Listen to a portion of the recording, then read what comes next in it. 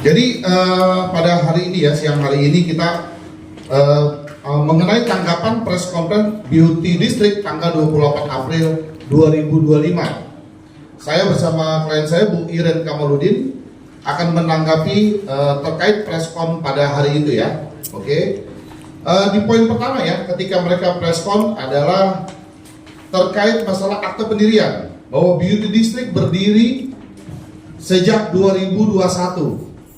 GSC minta kerjasama di tahun 2024 di lokasi GSC yaitu 3 tempat dan direnovasi dengan biaya Beauty District sendiri. Ya kan, Beauty District yang dimiliki oleh siapa? Irene Kamaludin. Enggak, Beauty District. Diana Jo. Diana Jo ya, oleh Diana Jo. Lalu tanggapan kami ya, pertama bahwa bentuk kerjasama yang disepakati Beauty District di lokasi dengan nama Beauty District sehingga wajib mengurus izin Beauty District khusus untuk lokasi PIK. Izin sejak 2021 adalah operasional untuk lokasi lain. Dan kemudian untuk menjalankan kewajiban Beauty District di PIK berdasarkan perjanjian, Beauty District wajib mengurus izin klinik di Jakarta Utara. Hal ini pengakuan bahwa tidak ada niatan Beauty District untuk mengurus izin dan melaksanakan kewajibannya. Ya kan, kewajibannya. Padahal di sini diatur di dalam Permenkes nomor 9 tahun 2014 mensyaratkan setiap klinik wajib memiliki izin mendirikan izin operasional yang didirikan oleh pemerintah kabupaten kota. Ya kan, itu ada di pasal 25. Setiap penyelenggara klinik wajib ya mendirikan izin. Coba slide-nya mana tuh? Ya kan, ini ya pertama tuh. Kita bisa lihat di sini. Jadi jangan bilang bahwa Beauty District telah memiliki izin. Lalu mana? Terus kemudian mana? Ada surat jawaban itu mana tuh? Ini. Ah, itu dia tuh. Nah, ini surat dari Krisnamurti Lau meminta keterangan kepada Kemenkes. Dinkes ya? Iya, dengan pelayanan PTSP. Dan telah dijawab bahwa Beauty District kan tidak terdaftar izinnya di sini. Jelas itu. Tanggal berapa tuh? 14 April 2023 ya jawabannya ya. 2025, tahun 2025 tuh. Jadi jelas terkait menyangkut masalah izin. Jadi bukan seperti yang dikatakan mereka bahwa itu adalah tanggung jawab daripada GSC untuk mengurus izin. Jadi kalau itu tanggung jawab GSC, kan tidak mungkin karena di situ ada apa tuh namanya dua merek di situ. Kemudian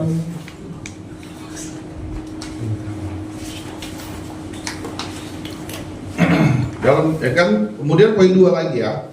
Grand opening di Maret 2004 Beauty District 2024 Beauty District ruang lingkupnya treatment dengan mesin yang tidak invasif. GSC ruang lingkup treatment yang membutuhkan dokter. Lalu tanggapannya, Beauty District memerlukan dokter untuk operasi mesin. Mesin treatment dalam klinik, contoh mesin-mesin yang lain. Jadi di sini bisa dilihat nih ya kan bahwa ada komunikasi melalui WA. Ya kan, melalui WA. Coba dilihat di situ tuh, ya kan jelas tuh. Ya kan, kok itu WA apa nih Bu Iren Kamaludin nih? Penjelasan mengenai satu terapis dan satu dokter yang akan masuk. Diana Jo mengatakan akan ada satu terapis dan satu dokter yang akan masuk ke klinik setelah Lebaran. Nah, lalu juga kita ada diskusi bagaimana apabila ada klien bagaimana. Nah, juga kalau ada klien dokter tersebut akan standby, begitu juga dengan mesinnya. Nah, itu dia ya. Kan. Kemudian poin ketiga ya, ketidaksepahaman terkait seragam. Lalu kami akan tanggapi terkait seragam. Jadi seragam yang dipakai dalam klinik sudah disepakati oleh kedua belah pihak. Kemudian telah disepakati bahwa seragam yang dipakai karyawan GSC dan Beauty District terdapat bordiran logo masing-masing klinik. Lalu ketiga, tidak ada paksaan dengan pakaian seragam. Nah, ini bukti penjelasannya. Seragam yang dipakai oleh karyawan GSC ada tulisannya di bordir nih. Nah, itu dia kan. Jadi ada Beauty District, Lalu ada GSC.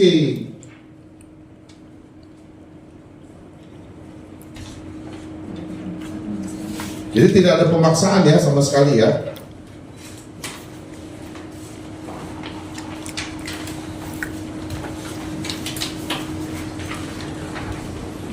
Lalu poin keempat ya, setelah klinik berjalan, GSC mencabut CCTV seperti sabotase oleh karyawan. GSC ditunjukkan satu rekaman CCTV, itu yang mereka katakan tuh kemarin dalam preskonnya.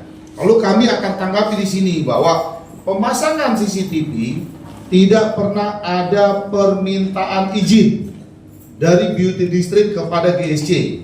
Lalu kemudian pencabutan CCTV dilakukan bukan oleh karyawan GSC.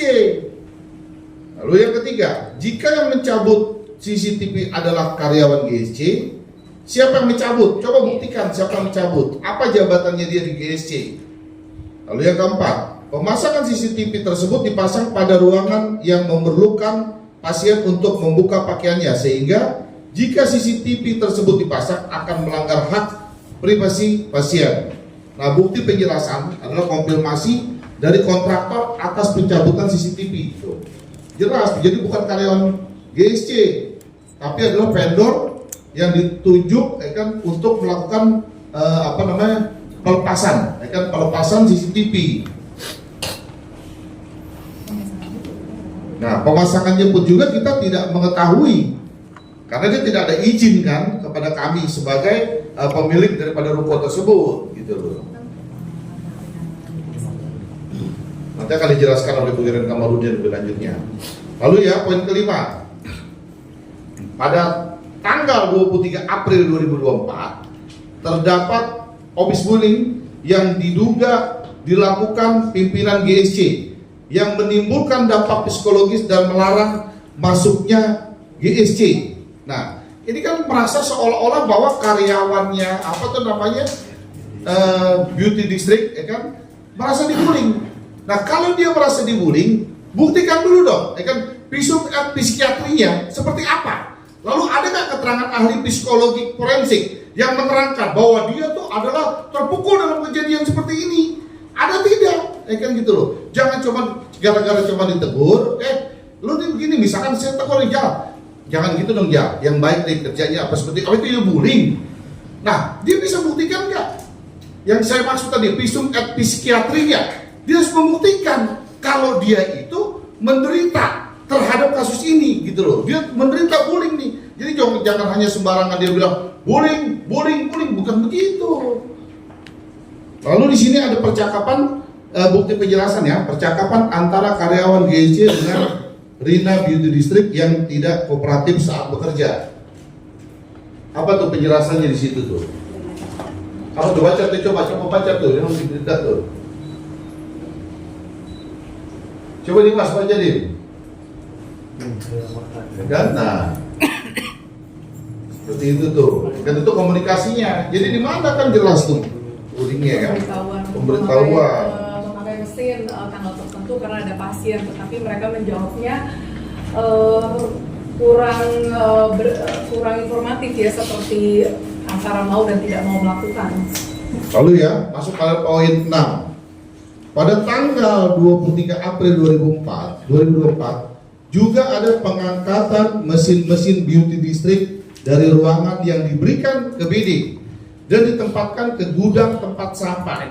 Ditunjukkan foto logo. Jadi kan mereka bilang bahwa itu ditempatkan, dibuang nih ya kan, bahwa kan mereka ditempatkan di tempat sampah, di belakang mesin ada yang copot. Lalu tanggapan dari kami ya, satu, karena ruangan lantai 1 yang digunakan untuk pasien lansia yang tidak dapat naik tangga dan berhubung mesin psikosoial yang dijanjikan oleh Diana Jo tidak ada, maka isi dari ruangan di lantai 1 yang berisi mesin, cold spring dan barang-barang lain yang sudah dimintakan untuk dipindahkan agar ada ruangan tersebut digunakan untuk perawatan pasien lansia. Lalu kedua, bahwa setelah berkali-kali dimintakan untuk memindahkan mesin dan barang-barang dari ruangan tersebut, pihak Beauty District sama sekali tidak menanggapi permintaan tersebut. Maka setelah diberikan waktu 7 hari untuk mengeluarkan mesin dan barang-barang GSC memutuskan untuk memindahkan mesin dan barang-barang tersebut, mesin dan barang-barang yang dipindahkan itu. Jadi bukti penjelasannya coba di video atau apa tuh? Itu gambar apa tuh? Tuh, gambar apa tuh? Nah itu dia ya, mesin-mesinnya tuh. Jadi di mana sih tempat sampahnya? Orang ini baru kok, keliling baru berjalan, belum ada limbah, sampah dan sebagainya. Nah itu video terkaitnya tuh, bahwa jelas tuh barang-barang mereka tuh dalam keadaan baik, dalam keadaan utuh. Tuh di wrapping ya, Nggak ada tempat sampah, nggak ada. di wrapping tuh jelas.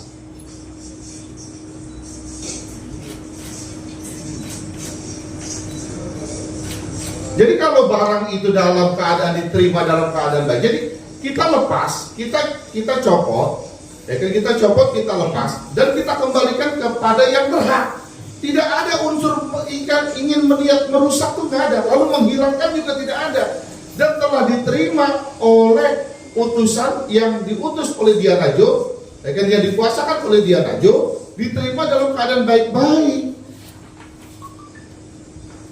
Mana tuh coba slide-nya tuh yang bahwa diterima, ya kan, dalam keadaan baik-baik tuh.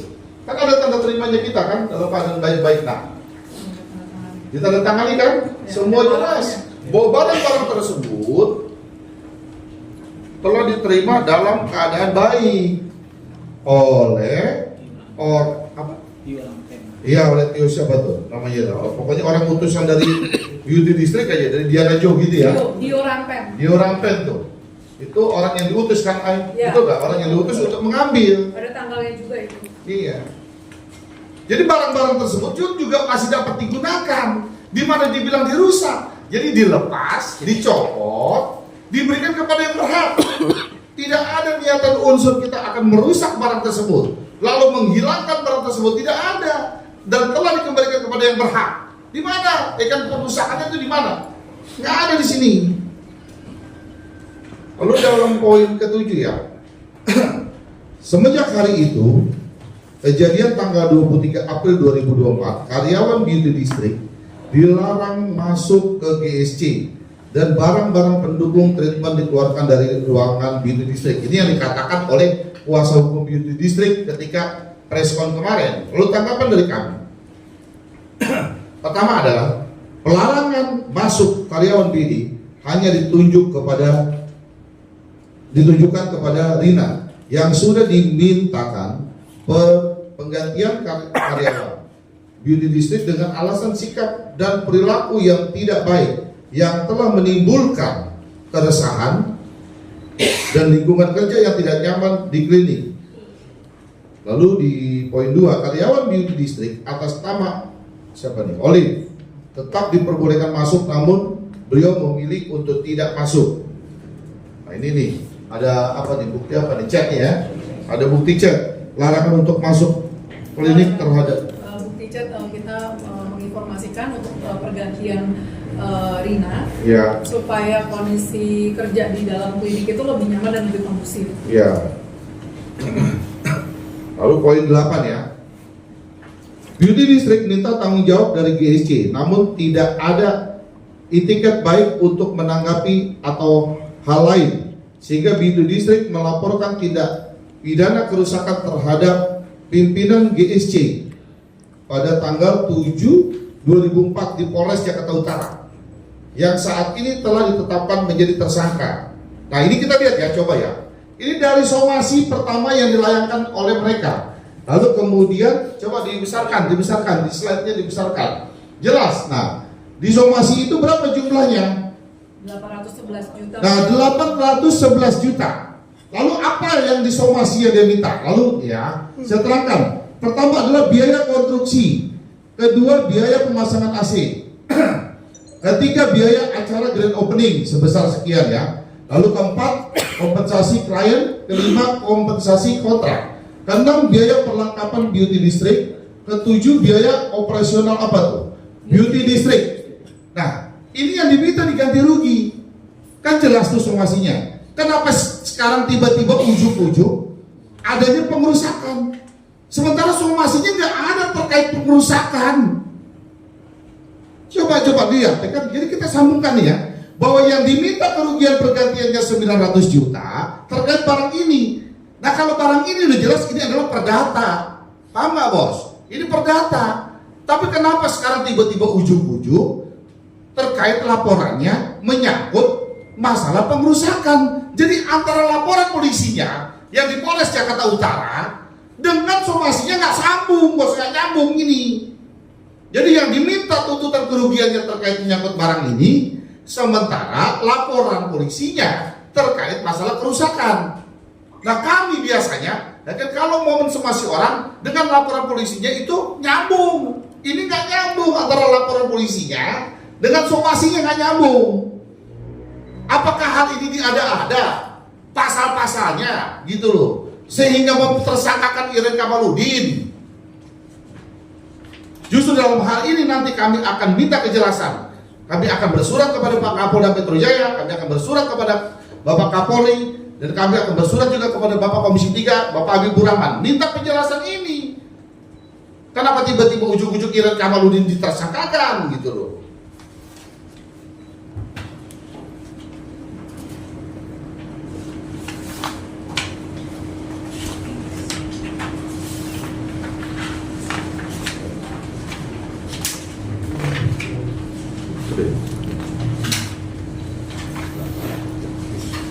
Nah, poin ke-9 ya, larangan GSC bahwa beauty district yang melakukan uang prestasi, pengerusakan dan sebagainya merupakan pemutarbalikan fakta.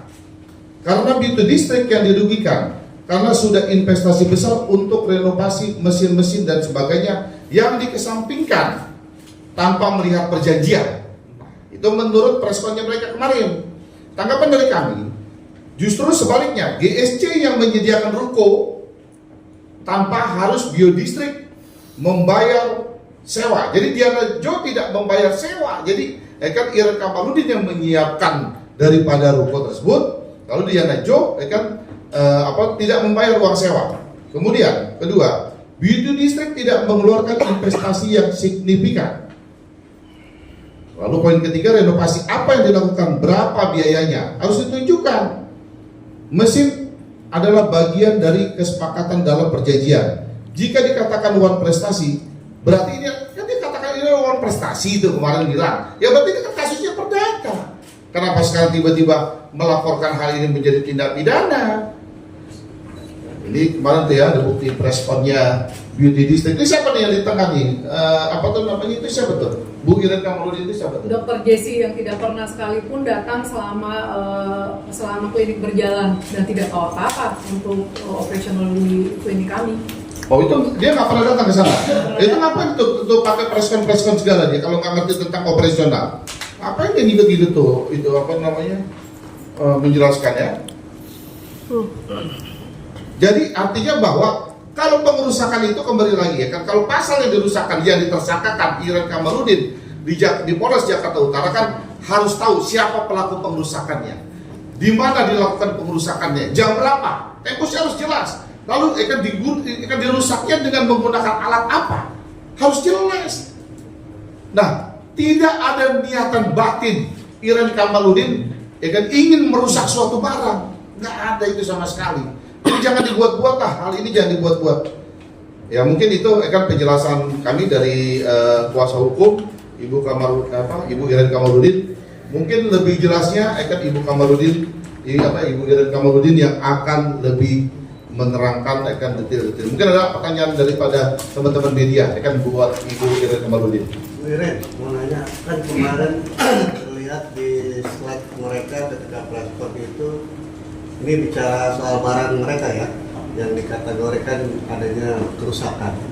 Nah itu terlihat jelas memang ada kerusakan. Apakah dari sana membuka hasil? Kalau di sini kan packingnya kan rapi ya. Apakah yang di sana ketika membuka sendiri tiba-tiba sudah rusak atau gimana? Menurut pandangan Bu Iren? Yang mana yang rusak Pak? Barang-barang mereka. Gak ada yang rusak. Kemarin itu ada di slide gambarnya, ada kerusakan. Nah itu dia, mungkin sedikit saya luruskan, artinya bahwa tanggal berapa penerimaan, coba tanggal berapa itu penerimaan barang-barang tersebut, penerimanya tanggal berapa? Tanggal berapa tuh? Coba jawab, tanggal berapa itu? Hah? 29 berapa? 29 berapa? 29 November ya. 29 November telah diterima dalam kondisi baik-baik. Nah, kemudian dia laporkan polisi, tanggal berapa dia laporkan polisinya? Hah? 7 Mei. 7 Mei dia laporkan polisi. Berarti ada jeda berapa lama? Hah? 4 bulan. Nah, dalam kondisi 4 bulan siapa yang merusak? Kita kan nggak tahu, bos. Betul dong? Berita acara itu ada Bang? Berita acaranya jelas ada dan tanggal November telah diterima dalam kondisi baik-baik. Kami mempunyai videonya, kami telah mempunyai fotonya. Nah, kalau barang lu rusak, kenapa lu lapornya bulan Mei? Kenapa nggak besokan? Kenapa lu nggak besokannya? Paling nggak telepon, kenapa lu barang lu rusak? Sehari 2 hari, kenapa lu mesti lapornya bulan Mei? Nah, siapa yang merusak? Dan itu diserah terima dengan orangnya langsung loh. Yang Dengan Pak pasti William ini, iya, dan ditandatangan satu-satu tanpa pemaksaan. itu yang mungkin penjelasan dari kita bahwa jedahnya terlampau lama antara terima barangnya November lalu dilaporkan LP-nya Mei. Hah? Iya. Berarti ada indikasi sesuatu gitu, Bang. Apa? Oh, enggak. Iya, Berarti ada indikasi dong ya. Kenapa? Kalau pihak yang di sana mengada-ngada. Ya, patut diduga. Artinya kenapa patut diduga? Karena November diterimanya dan kami tidak menyerahkan barang itu dalam keadaan rusak. Kenapa? Jelas. Ya kan, barang tersebut diterima dengan keadaan baik, videonya lengkap, saksinya pun juga ada. William yang menyerah serah terimanya, ya kan? Lalu jelaskan teman-teman media bisa melihat kok barangnya dalam keadaan baik, di scrap, di apa dan sebagainya. Dan kalau barang itu rusak biasanya orang yang kita utus, misalkan si A kita utus, pasti dia akan telepon bosnya, bos, kenapa? Ini keadaannya begini barangnya, gitu loh. Ini keadaannya begini barangnya, pasti dia akan telepon, bos, gue udah terima di barangnya. Coba kenapa? Coba saya lihat nih, ini ada apa bonyok, ada apa gimana? Ini kan harus lapor bosnya. Pasti bosnya bilang, coba video call. Oh lu jangan terima deh kalau begitu. Nanti gua telepon deh si Iren Kamaludinnya. Kenapa barang gua jadi begini? Ini nggak ada hal-hal seperti itu tuh nggak pernah terjadi gitu. Mbak Iren, artinya Oke, lanjut. jangka waktu setelah pemberian barang itu penyerahan barang ya, bukan pemberian langsung. Penyerahan barang mereka itu sampai proses pelaporan polisi tidak pernah ada kontak dari mereka tentang keberatan atau merasa dirugikan barangnya rusak atau segala macam? Tidak pernah sama sekali. Tiba-tiba masuk laporan. Mereka tidak pernah komunikasi apapun dengan saya. Dan kalau mereka bilang pernah beritikat baik untuk bicara baik-baik, kapan? Kenapa itikat baik itu dengan somasi? Somasi apakah itikat baik? Saya aja bingung dikasih somasi tahu-tahu seperti itu. Yang bayar renovasi kebanyakan saya. Dia hanya bayar 3 ruangan sebesar 7 meter persegi dan hanya satu sisi.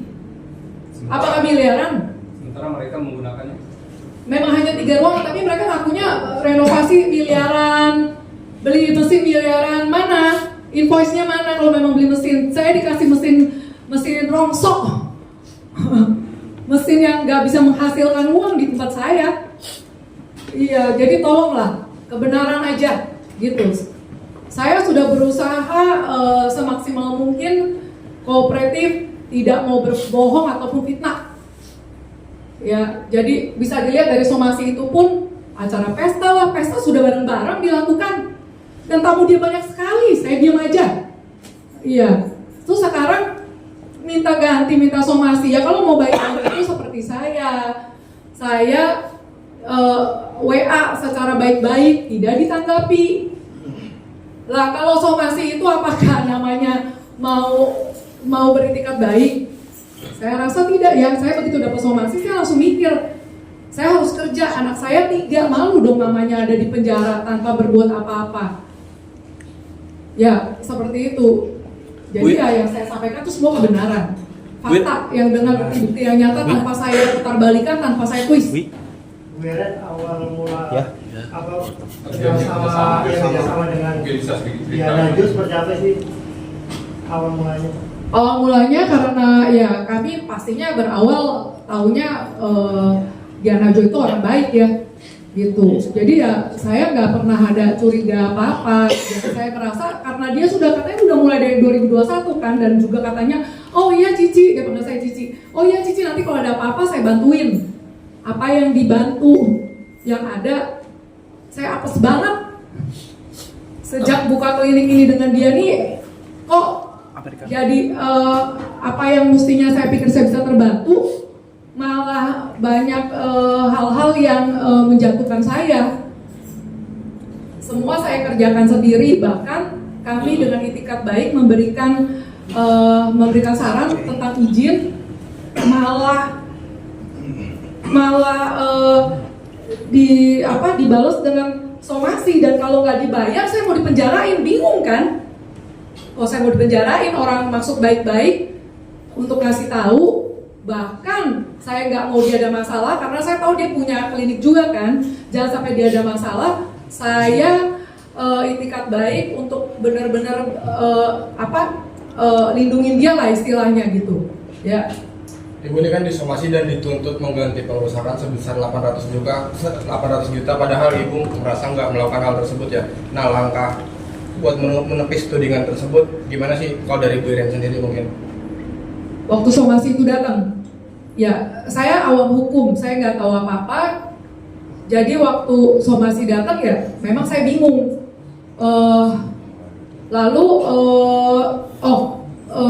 Saya tidak bisa menanggapi apa-apa ya karena memang apa yang mau saya ganti gitu. Lalu pernah saya tanyakan juga kepada Diana Jo, tapi tidak ditanggapi.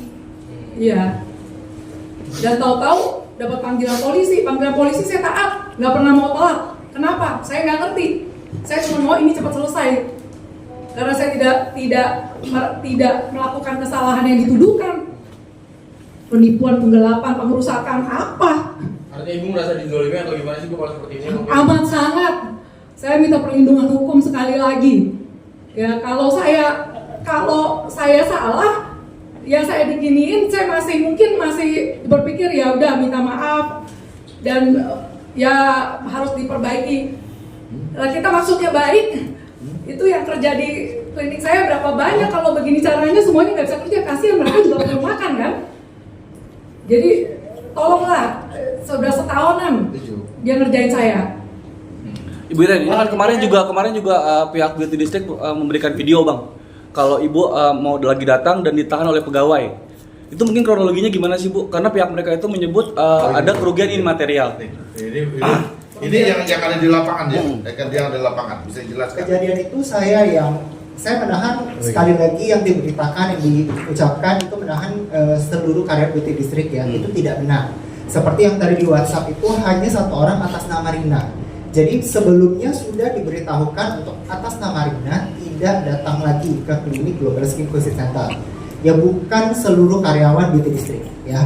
Sekali lagi saya tekankan. Hanya satu orang itu. Hanya satu orang atas nama Rina. Jadi bukan melarang seluruh karyawan Beauty District. Nah, tetapi Rina ini tetap datang. Sedangkan kita sudah katakan tidak datang. Nah, jadi ketika dia datang, posisinya saya ada di sana. Jadi saya tidak izinkan karena kalau dia akan datang, situasi kerja akan semakin tidak kondusif. Ya, jadi posisi saya tahan di depan. Saya dengan baik dan sopan saya beritahukan kalau oke, tidak bisa masuk lagi sesuai yang sudah kita infokan sebelumnya di H-1. Tapi dia datang, dia marah, di situ dia berkata-kata kasar, perilaku dia tidak sopan. Saya dengan sangat sopan tetap menahan, oke, tidak bisa masuk. Alasannya kenapa sih kok sosok Rina ini menjadi kayak semacam ada rasa kekhawatiran? Jadi sebenarnya dari sebelumnya saya itu kan namanya kita satu lingkungan kerja, kita butuh kerjasama ya, butuh komunikasi yang enak. Nah, untuk bicara dengan Rina ini dia punya sopan santun yang benar-benar buruk. Dalam arti gini, contoh misalnya kita bicara sama dia. Nah, kita bicara sama dia tuh bisa buang muka main handphone kayak gak mau dengerin loh. Bagaimana caranya kita bisa komunikasi? Sedangkan kan untuk menghandle misalnya satu pasien atau pekerjaan, pasti kita perlu komunikasi yang baik. Nah, kalau misalnya diberlakukan seperti itu dan banyak juga keluhan dari karyawan lain yang mengalami kesulitan, dianggap mengalami kesulitan untuk komunikasi dengan Rina ini karena attitude-nya seperti itu. Ya, nah seperti contohnya yang tadi ada di WhatsApp tadi itu ya, kita konfirmasi jawabnya singkat, terus yaudah tanya aja sendiri, tanya loh, ini kan kita butuh komunikasi makanya kita hubungin, tanya ini ke dia gitu. Jadi bagaimana caranya kita bisa bekerja dengan baik. Nah dari situ situasi tidak kondusif, makanya akhirnya kita beritahukan untuk tidak masuk ke dalam. Bang Krisna, Bu Ira kan sudah jadi tersangka, ditetapkan tersangka itu, berarti tanggapan Bapak prosesnya sudah sejauh mana? Kejaksaan. Terus apa sih yang menjerat Bu Ira menjadi tersangka? Yang tadinya kan ini perdata kan masalah ganti rugi, tapi akhirnya menjadi pidana, apa mungkin yang menjerat? Terus yang kedua, kan Bu Ira juga melaporkan balik juga kan ke Polda, itu sejauh mana prosesnya? Oke, baik, terima kasih. Nama saya Herudin dari tim pembela Bu Iren, GSJ. Nah, sebelum saya menyampaikan pertanyaan yang disampaikan oleh rekan-rekan wartawan, yang pertama saya ikut prihatin tentang apa yang menimpa Bu Iren. Poin terpenting dalam konteks ini adanya ketidakadilan, adanya kriminalisasi hukum. Bagaimana dari presentasi awal Pak Krisna menyampaikan, Pak Dr. Krisna menyampaikan, sampai akhir tidak ada sama sekali perbuatan pengerusakan. Karena yang dilaporkan dalam laporan polisi 406 terkait pengerusakan, kemudian penipuan penggelapan yang saudara wartawan tanyakan tadi, jelas ini dasarnya adalah perjanjian. Seandainya terjadi dispute atau terjadi sengketa, diselesaikan di ranah peradilan. Dalam hal ini arbitrase sesuai dengan perjanjian yang telah disepakati antara Beauty District dan GSJ. Jadi sebenarnya jelas dan tegas. Nah, yang perlu lagi kita sampaikan di sini karena ini jelas adalah diskriminasi hukum, tindak pidana yang tidak ada tapi diada-adakan, yang jelas-jelas tidak ada mens rea niat jahat dan actus rea perbuatan yang dilakukan. Maka apalagi yang harus diproses. Harapan kami diberhentikan perkara-perkara seperti ini. Banyak perkara besar yang seharusnya diselesaikan daripada mengkriminalisasi orang yang jelas-jelas tidak bersalah. Nah, siapa sebenarnya Diana Jo ini sampai bisa perkara yang nggak jelas pidananya sampai naik? Kita mendengar informasi bahwa suaminya adalah pengusaha yang memiliki kekayaan 57 triliun. Seperti kita dengar informasinya ya. Nah, artinya seperti itu, apakah karena dia orang kaya bisa melakukan kriminalisasi kepada klien kami? Itu salah satu hal yang paling penting. Dan yang paling penting lagi, agar apa yang kami sampaikan ini terdengar sampai ke atas, kami memohon kepada Bapak Presiden, memohon kepada Komisi 3 Pak Kapolri, apa iya perkara-perkara seperti ini bisa naik sampai di TSK-kan klien kami? Karena sekarang di Komisi 3 ada pembahasan KUHAP. Hak-hak tersangka di situ diabaikan sama sekali dan jelas tidak ada perbuatan pidana. Ini lagi pertanyaannya tuh. Ya. Kapan menjadi tersangka? Terus sudah sejauh mana proses sudah dilakukan kejaksaan? Terus apa sih yang menjerat Bu Iren jadi tersangka? Ini kan tadinya cuma minta ganti rugi, tapi akhirnya pidana kan. Nah terus kan Bu Iren laporkan juga tuh di Polda, prosesnya sudah sejauh mana juga? Ya. Penetapan tersangka ke tanggal berapa tuh? Hah? Yang tersangka 9 Maret. Penetapan tersangka 9 Maret berdasarkan hasil gelar Polres Metro Jakarta Utara. Nah, dari penetapan tersangka tersebut, SPDP sudah Ibu terima ya, terkait penetapan tersangka dan setelah itu tidak ada follow up lagi. Seharusnya Bu Iren kalau memang sesuai dengan KUHAP, hak-haknya diproses dengan cepat, itu tidak dilakukan dan dibiarkan saja berlarut-larutnya perkara ini. Dan sampai saat ini belum ada berkas ke kejaksaan. Dan sampai saat ini belum ada berkas kejaksaan yang masuk, hingga akhirnya bertanggal berapa kita membuat laporan polisi di Polda terkait pengerusakan juga ya. Karena beliau memasang CCTV dan logo itu tanpa izin saya nggak tahu apa-apa. Ya, saya nggak tahu apa-apa sama sekali. Tahu-tahu udah kok ada CCTV, itu kan nggak nyaman untuk tamu-tamu. Dan ibaratnya ya teman-teman seperti teman-teman saya main ke rumah Bapak, saya nginep, tahu-tahu saya pasang CCTV, Bapak marah nggak? Ya kan? Ya, lalu tiba-tiba ada somasi seperti ini, saya merasa diperasi, saya merasa ini pemerasan sekali. Ya, lalu yang saya bingung, Diana Jo, kamu kemana? Nggak pernah keluar. Saya selalu hadapi, saya dari Korea, saya mendadak harus pulang. Saya harus menjawab ini semua, saya mau bertanggung jawab, saya mau hadapi semua. Datang ke polisi, press conference saya sendiri, dan yang hadir semua yang terlibat, bukan orang-orang yang tidak terlibat, yang entah harus bicara apa. Jadi saya hanya mau kebenaran aja. Mohon perlindungan hukumnya ya. Ya, terakhir dari saya sebelum ditambahkan oleh rekan-rekan yang lain, rekan-rekan wartawan sekalian kan sudah mendengar konfirmasi dari kami. Alangkah lebih baiknya menanyakan ke penyidik langsung bagaimana perkara seperti ini bisa naik. Karena jelas agar kita berharap perkara seperti ini menyangkut kriminalisasi hukum dipantau, terutama oleh Komisi 3 yang sedang menggarap KUHP. Jangan sampai terjadi lagi diskriminalisasi seperti ini. Gitu. Harapan kami seperti itu. Dan upaya yang kami lakukan, kami sudah melaporkan hal ini ke Pak Kapolda Metro Jaya, kemudian ke Irwasda, dan harapan kami diadakan gelar di situ. Selain upaya hukum lain kita bisa lakukan seperti pra-peradilan ya. Tentunya terima kasih kepada kawan-kawan media kalau bisa memfollow perkara ini dengan judul kriminalisasi hukum terhadap klien kami. Oke. Ada lagi Bang terkait barang yang katanya rusak bonyok itu, kalau boleh tahu nominal harganya berapa sih Bang? Bukan itu. Barang yang diklaim katanya